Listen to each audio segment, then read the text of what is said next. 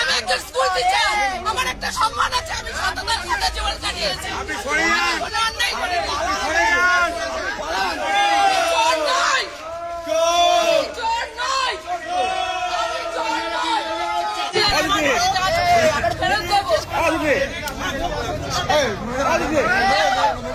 আমি আজকে সুসাইড করবো, এর জন্য কিন্তু কৃষ্ণনগরের এমএলএ থেকে শুরু করে প্রত্যেকটা জনগণ দায়ী। আমি সুসাইড করবো, আমি একটা স্কুল টিচার, আমার একটা সম্মান আছে, আমি সততার সাথে জীবন কাটিয়েছি। অন্যায় করে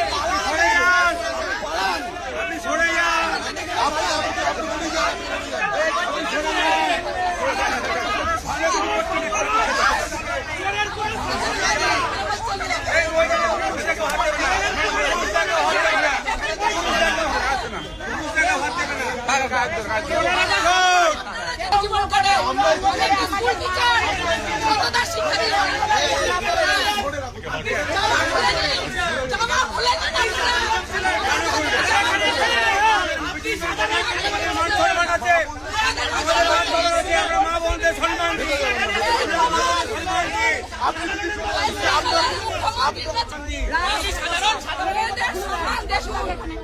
মেয়েদের সম্মান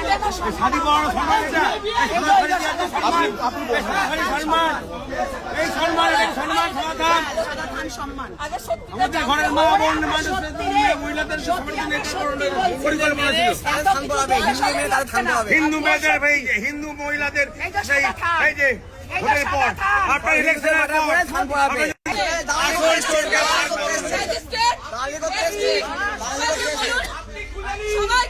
আপনি চলে যান, আপনার চলে যান। ও যাবে না, এখানে রেখে দেবো, পুলিশে রেখে দেবো, এখানে রেখে দেবো, এখানে পুলিশে দেবো।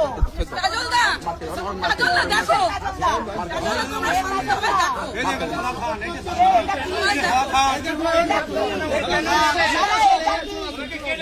তোমরা শান্তভাবে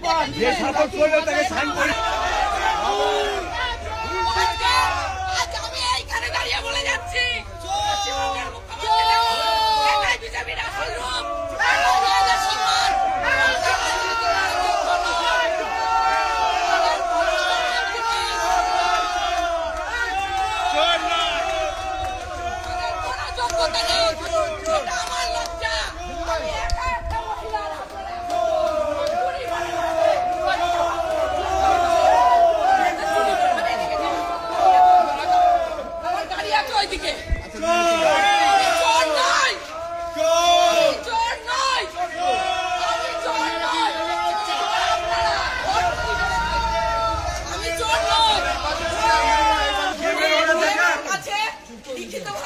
বর্ষার জন্য আমার কানগুলো রাখা আছে।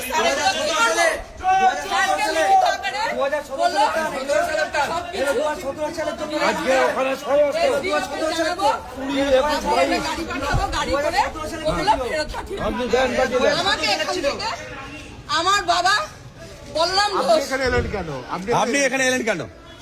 আপনাকে কে পাঠিয়েছে? আমার বাবা আমাদের দাঁড়ের বাড়ি পণ্ডিতপুর। হ্যাঁ হ্যাঁ, আমার বাবা আপনার বাবার সঙ্গে বহুদিন ধরে চুরি চামারিও করে আসছে।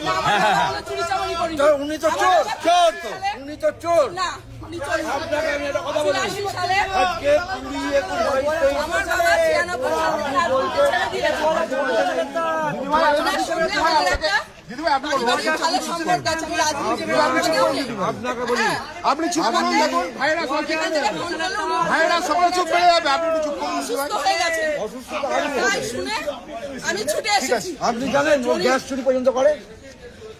এটা ওনার ব্যবসা আছে, ব্যবসা কি? ডিপার্টমেন্টে জানা চলুন, ঠিক আছে দাদা।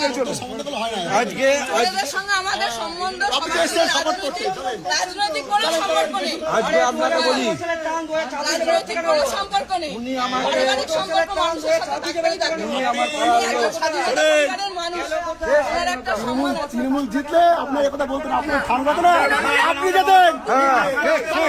এখানে সবার আমার বাড়ির পাশে